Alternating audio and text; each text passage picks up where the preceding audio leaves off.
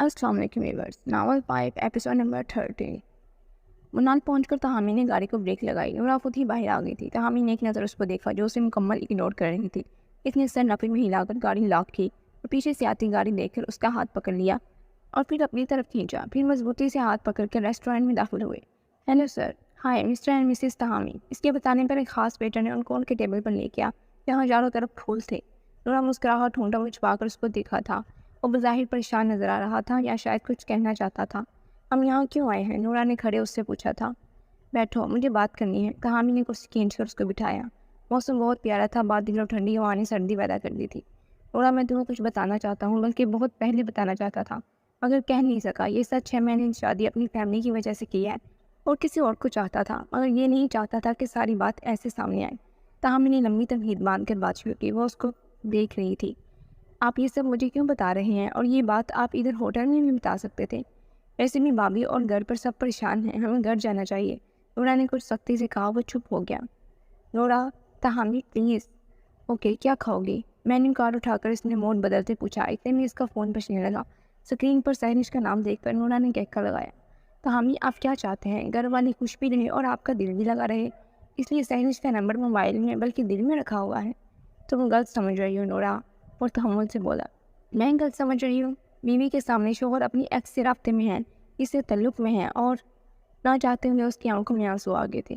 नूरा, मैं इसी बात के लिए तो तुमको यहाँ लाया हूँ। हाँ, ताकि अपनी एक्स से भी मिल सको।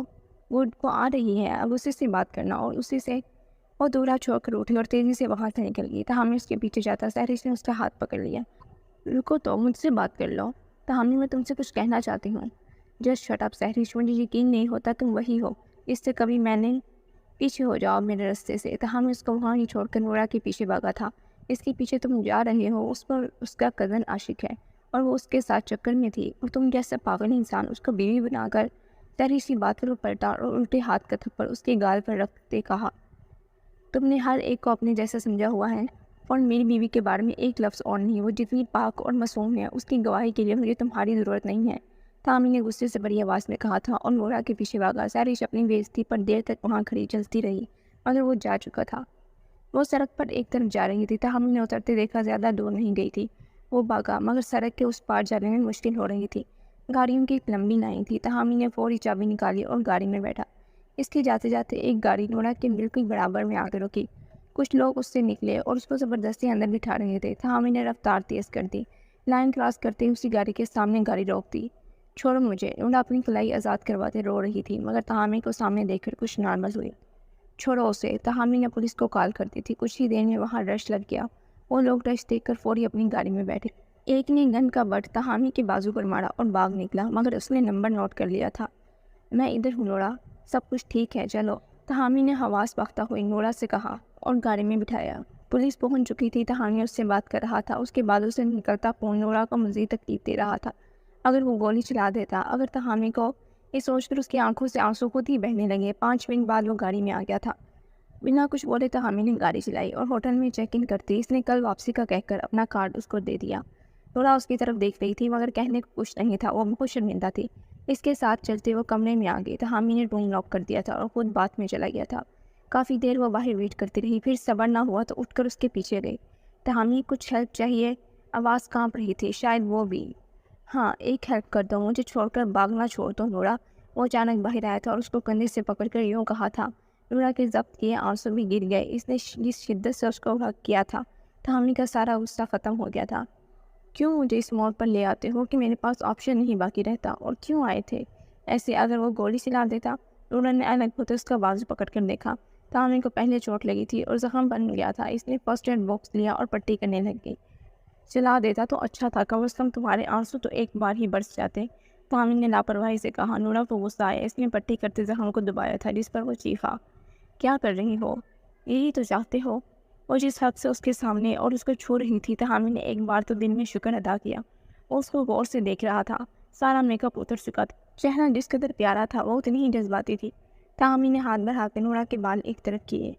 अब प्लीज़ लेट जाओ, सहरी से कल मिल लेना। नोरा ने उसका नाम यूँ लिया और फिर गुस्से में आ गया और हाथ बढ़ाकर उसको अपनी तरफ खींचा। वो सीधा उसकी बाहों में गिरी थी। आइंदा इसका नाम तुम्हारे मुँह से नहीं सुनना चाहता, तहामी ने इस अंदाज में कहा था। वो सहम गई। अब उसका नाम نورا نے کچھ کہنے کو ہونٹ کھولے مگر پھر بول نہ سکی۔ بہت دیر ہو گئی تھی تاہمی اس کی بولنے کی ہر راہ اپنی محبت سے بند کر دی تھی۔ ادھر رات کا اندھیرا بڑھ رہا تھا اور ادھر ان کے درمیان سے ہر پردہ گر رہا تھا۔ صبح کی روشنیاں اور تازہ ہوا واپسی کے سفر کو چار چاند لگا رہی تھی۔ وہ لاہور واپس جا رہے تھے۔ اب کی بار دونوں میں شاید نہ ختم ہونے والی خاموشی تھی۔ تاہمی نے ایک بار بھی اسے نہیں دیکھا تھا اور نورا نے بھی پلٹ کر اس کا سامنا نہیں کیا تھا۔ وہ اسی اس نام میں اپنی منزل تک پہنچ گئے تھے۔ السلام علیکم دونوں نے ایک ساتھ کہا تھا۔ رحان سمیت سب چونک گئے کیونکہ تاہمی نے ایک ہفتہ اور کہا تھا، مگر اب یوں اچانک واپسی پر وہ سب خوش تھے اور باری مل کر ہاتھ میں جمع ہو گئے۔ سبھی باتوں میں مصروف تھے۔ نورا کے چہرے پر کئی رنگ آ رہے تھے۔ وہ تاہمی سے نظریں نہیں ملا پا رہی تھی اور وہ بھی کچھ الجھن میں تھا۔ شانزیں یہ سب نوٹ کر رہی تھی۔ پھر ہنس کر پاکٹ کے کان میں کچھ بولی اور دونوں کچن میں چلے گئے۔ رحان اور بچے ان کے پاس بیٹھے گپے مارتے رہے۔ اچھا بیٹا تھک کے ہو گئے، تم دونوں جاؤ اپنے روم میں کچھ ریسٹ کر لو۔ شگفتہ کی بات کر دونوں کی نظریں ملی اور پھر دونوں نے نظریں چڑھا لیں۔ مما وہ مجھے کام کرنا ہے تو میں آفس میں ہوں۔ تاہمی اٹھا اور سینیاں چڑھنے لگا۔ نورا نے بھی لمبا سانس لیا اور اس کے پیچھے سینیاں چڑھتی اپنے کمرے میں آ گئی۔ تب تو وہ واقعی گئی تھی مگر تاہمی کو فیس کرنا اور اس کے ساتھ وہ شرم سے لال پیلی ہو رہی تھی۔ ادھر تاہمی کا بھی یہی حال تھا۔ فریش ہو کر وہ روم میں آئی۔ تاہمی ابھی نہیں آیا تھا۔ نورا نے دوپٹہ ایک طرف اچھالا اور جا کر بستر ٹھیک کرنے لگ گئی۔ شکر ہے تاہمی نہیں ہے ورنہ کیسے فیس کروں ان کو، مجھے تو مزید الجھن میں ڈال دیا ہے۔ نورا نے تکیہ اٹھا کر اپنی طرف رکھ کر کہا، جاؤں یا نہیں؟ سو گئی ہو اب تک، اب چلا جاتا ہوں۔ تاہمی کبھی اپنی کرسی سے اٹھتا کبھی بیٹھ جاتا۔ رات کا 1 بج رہا تھا۔ وہ ہمت پکڑ کر اٹھا اور اپنے روم کی طرف جانے لگا۔ پولیس نے دروازہ کھول کر دیکھا، وہ لیٹی ہوئی تھی۔ ابھی تاہمی دروازے سے جھانک رہا تھا کہ پیچھے کسی کے قدموں کی آواز پر چونکا۔ مڑ کر دیکھا تو رحان کھڑا تھا۔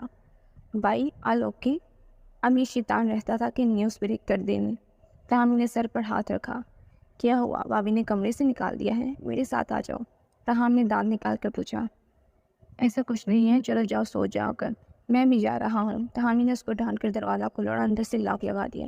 آہستہ سے چلتا اپنے سائڈ پر آیا اور کمبل تان کر لیٹ گیا۔ اسلام آباد کے سارے منظر اس کی آنکھوں میں تھے۔ وہ دیر تک نورا کو دیکھتا رہا اور پھر سو گیا۔